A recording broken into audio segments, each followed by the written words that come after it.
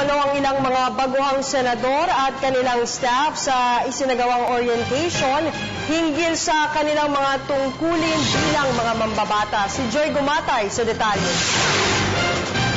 Parang yung feeling na nung dating galing akong Bulacan, lumuwas ako ng Maynila, pumunta ako sa UST at merong orientation, campus orientation. So, yun yung feeling na naramdaman ko and very excited also. Yan ang pahayag ni Senator-elect Joel Villanueva matapos ang matagumpay na pagsasagawa ng orientation para sa mga bagong senador at kanilang mga kawani.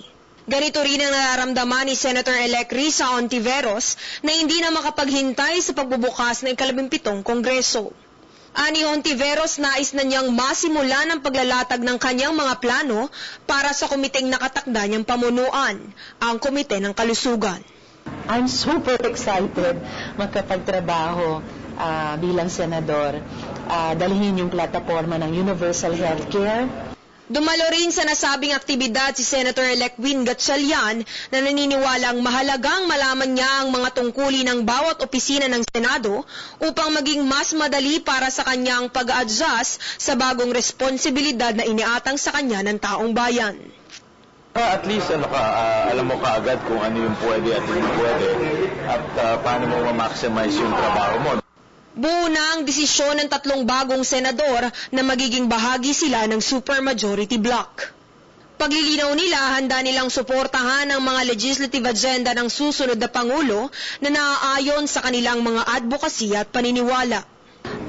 Kung may magfa-file ng reimposition of death penalty, i-oppose ko po yan for the same reasons na naging bahagi ako ng movement for restorative justice. I'm in favor of death penalty for big-time syndicates, big-time drug lords. Hindi ko pa narinig sinabi niyang personally, no? But I don't think I don't think I'm in favor of that. No? Dahil user dapat i-rehabilitate. In a lot of investigations na nangyayari sa Senate, baka hindi po ako maging very active dyan unless it involves creation of jobs or yung nakaka-apekto sa paggawa ng ating mga kababayan. Hindi naman namataan sa Senate orientation ng 2 pang neophyte senators ng ika-17 Kongreso na sina Senator-elect Manny Pacquiao at Senator-elect Laila De Lima.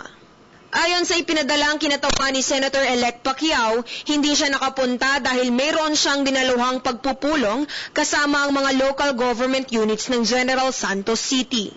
Ipinaliwanag naman ni Senator-elect De Lima na hindi siya nakapunta sa nasabing aktibidad dahil sa conflict sa kanyang schedule. Nilinaw naman niya na nauna na siyang bigyan ng one-on-one orientation na isang opisyalis ng Senado. Para sa Telebisyon ng Bayan, ako si Joy Gumatay. Ako po si Cathy San Gabriel. Subscribe na sa PTV YouTube channel. I-click lang po ang subscribe button.